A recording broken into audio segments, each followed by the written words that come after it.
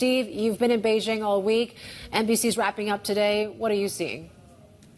Guess what's the front page news every single day? You know it. It's the NPC and the CPPCC, the advisory body which wrapped up its 7-day meeting yesterday. Of course, it began a day before the NPC last week, and it's front page news. But also, of course, this is the China business news right here, basically highlighting the success, of course, of the CPPCC, the advisory body. But also down here, they're going to trumpet the at least end of 5 months of consecutive deflation on CPI. Of course, those numbers came over the weekend where consumer price index rose a better than expected 0.7%. It's the first time we've gone back into inflation after 5 consecutive months of deflation since August of last year. So they're going to put that on the front page of news. Also, the Global Times, the English version of the Global Times, also talking about the wrapping up of the CPPCC.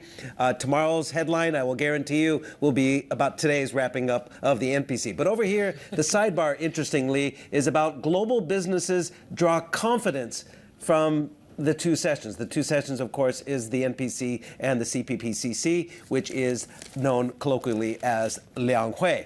I just want to read you, Yvonne, if I have the time, the nut graph, if you want to call it that, of this story. The growing optimism among global business in the Chinese economy offers firm rebuttal to a smearing campaign among Western officials and the media outlets aimed at discrediting the Chinese economy. I don't think we're doing that one bit. We're just seeing what the numbers show us.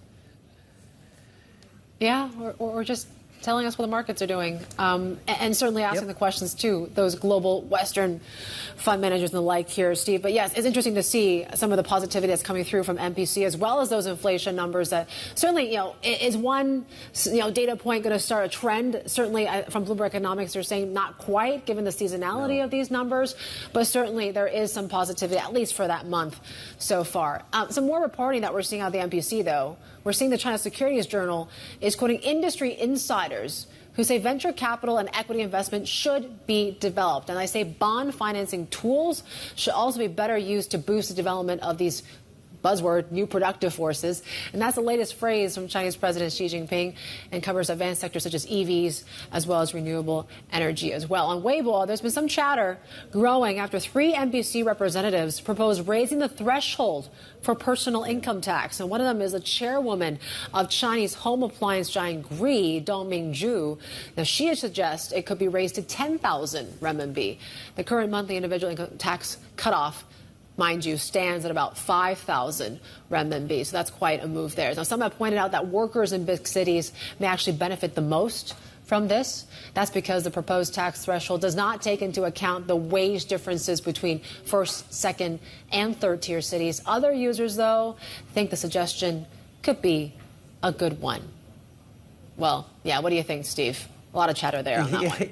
Yeah, there was a lot of chatter, actually, all about some of the reforms in the urban cores of China, because there still has to be urbanization, but it becomes a little bit more painful when the economy is suffering. And one thing the NDRC talked about last week was essentially allowing the 179 million migrant workers or thereabouts to have hukou, which is the household registry in the cities that they're working, which could be a continued driver for urbanization, which has slowed, obviously, as more people have over the last several decades moved into the cities.